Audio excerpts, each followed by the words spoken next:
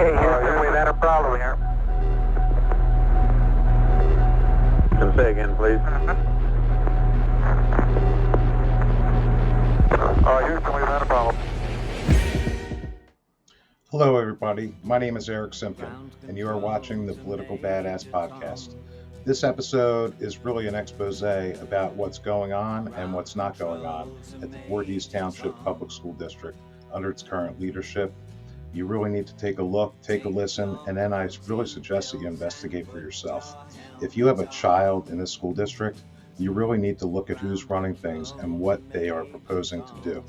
It's dangerous, scary, very expensive, and they are really good at wasting money.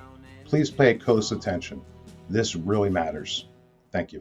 Just as a note, Mr. Moskowitz will present the New Jersey Student Learning Assessment Spring 2024 results in September at the September board meeting. We do not have all of the information from the NJDOE to present this evening. So he will present the NJSLA data at the September board meeting. So we'll begin with Ms. Donnelly and followed by Dr. Alegria, Ms. Ross, and then Ms. Lyons. Good evening, everyone. I am presenting the district annual report. Every year, the district puts together a report that summarizes the previous school year. So this is the 23-24 report. It's 78 pages. So I'm not going to share with you all 78 pages. However, it will be posted on the district website tomorrow. But basically, every department, every school, every administrator provides a summary of the year for whatever their special area is. And then each school does it. So it's a lengthy report. Everyone does pitch in. I just put it all together and kind of organize. So it will be posted tomorrow. It's under the district tab that you can find all of our reports. So that's basically it. That's the cover page. Try to get some shots of different kids, all different ages for you. So thank you. You did see that Dr. Hackett said the reason we weren't getting the report tonight is because the New Jersey Department of Education did not send them all the information. The New Jersey Student Learning Assessment scores are in the 78-page presentation. So was it a lie that the New Jersey Department of Education didn't provide the scores, an excuse, or some other reason to postpone the report by the assistant superintendent? Doesn't make sense to me. The scores that Dr. Hackett said were not received are in the 78-page report, and they start on page 12. The scores are all on the report starting on page 12, but who knows what these scores really mean? Are we doing well? Are we doing bad? Who knows? It's up to you to figure it out. Just about every other district that I've heard of, they've already had a presentation by their assistant superintendents of curriculum. Why haven't we? Next, we're going to take a look at all of the radical and mostly illegal policies that this board is trying to pass. A school board only has 3 jobs, the first of which is to select curriculum that will best serve the needs of the community in which the school district is based. As you can see, this school board wants the superintendent to have full control over the curriculum. They don't even care if they review the curriculum or vote on it. This is a policy that we actually took from another district, Gloucester Township, and tried to adopt it as our own. It's basically an effort to dissuade board members from asking questions and getting information from the school administration. As you'll see later in the video, School Board President Monica Watson, she can't stand when board members ask questions. It almost is like she doesn't want anybody questioning their authority. Building projects are not just challenging for this district, they're a complete nightmare and total waste of money. This board put away $250,000 to connect the administration building to the county sewer system, period. They thought it was going to be $250,000 based on the professional advice. Here it turns out it's $613,000. Dr. Hackett decided to put a private bathroom next to her office in the administration building. That project was not even itemized on the budget that was just passed by this school board. Back in 2021, the Board of Education, they had to drain the $4.3 million they had in reserve. They said that if they don't use it, they would lose it. So they tried to house all the kindergartens from the entire district in the Crescent School building. Only after the money was spent and the project was complete did they realize that there was too much traffic for buses, so they couldn't use the school for the intended purpose of housing the kindergartens. Now keep in mind, Wawa is building a huge market and gas station right next to the TD Bank on Route 73. There's going to be thousands of cars dumped onto Crescent Road. There was no room for the buses, but there's room for thousands of cars. Something doesn't add up.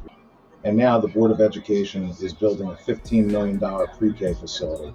It's not even located in Voorhees, it's in Gibbsboro.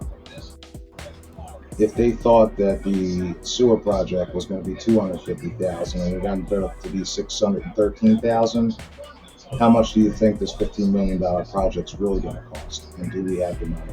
What if we don't? So let's take a look at who's running the school district. Dr. Neely Hackett is the superintendent of schools for the Voorhees Township School District. In April 2020, Dr. Hackett became the superintendent of the Willingboro Public School District. And on July 1st, 2022, Dr. Hackett proudly assumed the role of superintendent of schools for the Voorhees Township Public School District. Why would a superintendent of schools of Willingboro seek to break their contract to come work for Voorhees? Dr. Hackett was being pushed out of Willingboro. Her fiance at the time, the deputy mayor of Willingboro, was just indicted for mortgage fraud, and she was the buyer of the home upon which the indictment was made. Here's a recent news article that showed that her fiance at the time was the one who did the fraud on the mortgage for the house that she lived. Nate Anderson, her then fiance, also gave her a check for $13,000 so she could complete the purchase of the property.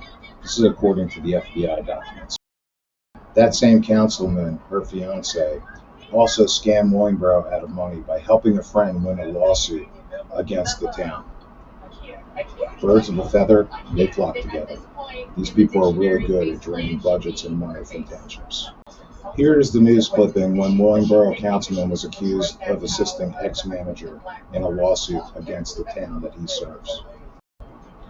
The two pictures in the center were on the website for Willingboro when Dr. Hackett was hired by Voorhees.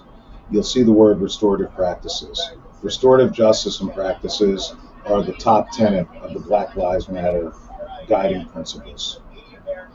Black Lives Matter is a radical organization, and it's also a Marxist organization that has no place in our schools. Is that we actually do have an ideological frame. Myself and Alicia in particular are trained organizers. We are trained Marxists. Monica Watson is a school board president. She abuses that power, and most people that have dealings with her consider her to be a bully. Make it a motion to approve all the items in your curriculum. So moved. Second. I just wanted my questions answered before I'm able to make my vote. There's no answers to your question. Everything was disclosed to you as to how the changes came about. You were provided an email explaining the rationale, explaining who was involved in the discussion of the rationale. But Monica, as president, you're not allowed to act as our representative. I didn't, that's why it's on the calendar right now. Randy, I'm not gonna sit here and argue with you. I explained why and how it came about. We went through the process. It's the appropriate process. If you do not agree with the calendar, you can vote no. That's the end of this discussion. There will be no further discussion. My name is Eric Simkin. I would like to correct the record. There was a decision made on this board when Dr. Falk presented his vote to appoint Ms. Kento to the board. That's point number one. Point number two, deliberations are supposed to occur in public, and I just don't understand how there can't be any comments or back and forth between board members during a public meeting. It does violate the Sunshine Law, and I will send the letter as such. Thank you. All right, so this motion will be for Mrs. Ketover. Correct. Motion for Mrs. Ketover to fill the board vacancy spot. Wait, can I just ask a question? Can I ask a question before we Yeah. vote? Monica, don't you have a personal relationship with Julie, like a business relationship? So would that void your voting for her, or? I do not, for the record, I do not have, so of course I know Julie, I know everybody in this room. Half of them are teachers of my children, half of them are community members that I know. Julie, I met in 2018, not that it's any of your business, but I met Julie in 2018, and Julie is a professional coach. And so she was my coach in 2019 for 6 months. That is the extent of the personal relationship or professional relationship that I've had, that I paid her for her services. I don't care if you beg to differ. That's the relationship that I have. So does that not? That does not present a conflict. Violations to nominate your friends for the board. According to the code of ethics. I just have concern that you paid her as an employee, or. But the relationship is over, so there's no conflict of interest. Well, do we know? No, nominating a friend is nominating a friend. Does she currently coach you right now? No, she does. Answer that right. She coached me in 2019. That is it. The point was nominating a friend is still a conflict of interest, according to the code of ethics. No, it's not. Yes, it is. You should. Lori, can we continue? Yeah, continue. All right. If there's any more disruptions, please. All right, I'm opening the voting.